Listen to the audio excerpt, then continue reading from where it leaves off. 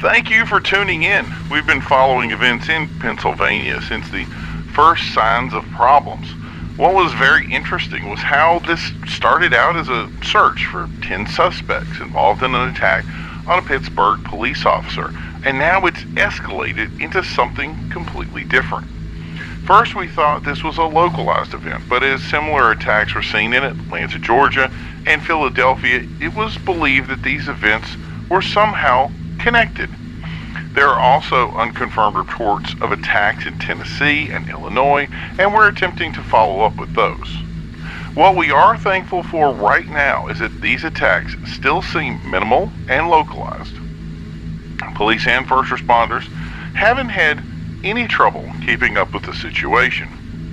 This has not stopped governors from both states, and including state police, from moving in and taking control of the concerns, declaring states of emergency and requesting to call in the National Guard to supplement the defense of the capitals. What we're about to report is going to baffle even more of the most cognitive of us. This led to questions of the original 10 assailants, but the response was they were unable to capture all 10. And the situational answer was unique for each and even more curious per person described. We started doing additional research and we were able to obtain the police scanner feed for that night. And I think it provides more questions than answers.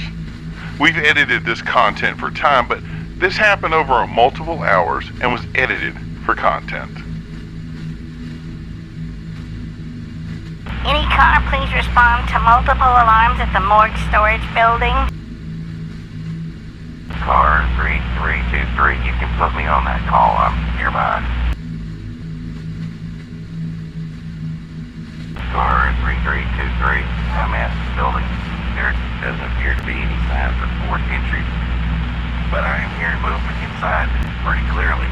I'm gonna make entry. Shots fired. Send assistance immediately. Multiple assailants. I was just attacked. All units respond to last known address of car 3323.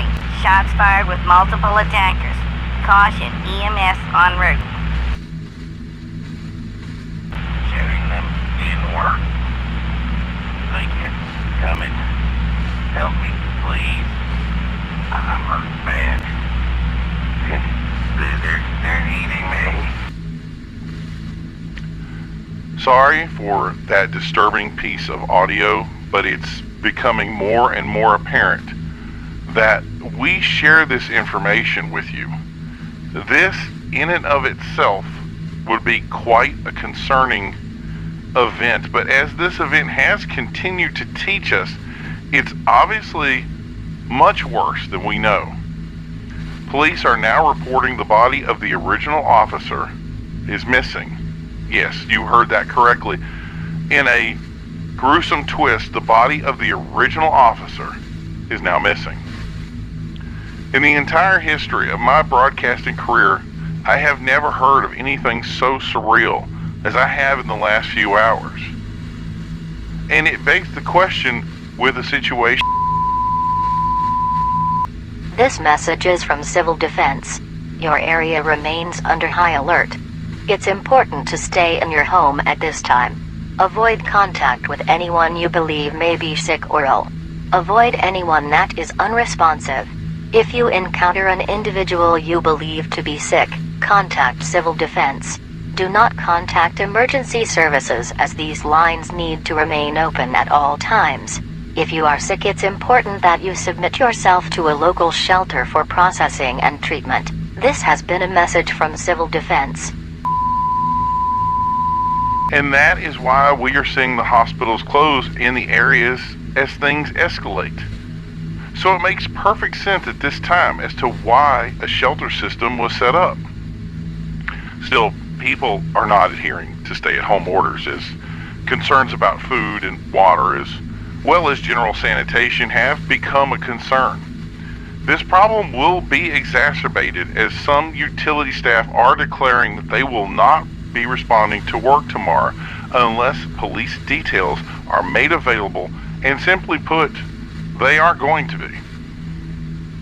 That would exacerbate a small problem, as there are already reports of sanitation, electrical, and communication issues that, for many, the lifeline to broadcastings like ours, it's integrally important.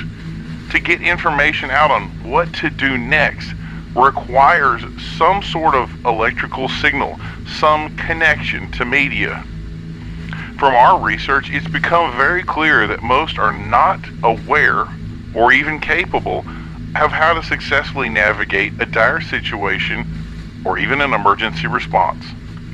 It's also becoming clear that government information is a one-way street, or stay inside unless you are sick and then head to a shelter and literally nothing else. This has incited statements by hunting organizations that simply stated, "We're on our own," end quote.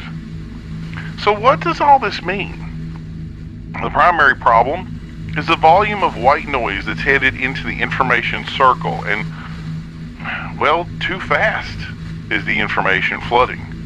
Some of it simply doesn't make sense, while other things are confusing and difficult to decrypt. We try our hardest to take these things and make them our own, to say what is real and what isn't. In some of these cases, both are true. The point at this point is that you may be in this for the long haul. And maybe the direction we should be taking is to leave those questions that we have out of the equation and to focus more on our survivability. Maybe the best course of action is to simply leave the area that we are fearful of behind. While the homeless and infirm may be stuck in these locations, maybe this is the time to find friends and shelter. I don't know where this process is going to go in the next few weeks, months.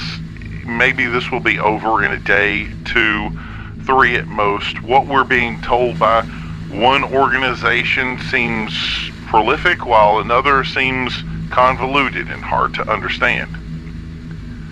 So the goal right now is us in the media trying to give you the best information possible. So we ask that you stay tuned and continue to listen for any information that we can give you. I wish there was more information that we could pass on at this time, but unfortunately, we only have the information that we have. So we ask that you do what is best for you. And maybe they were right when they said we're on our own.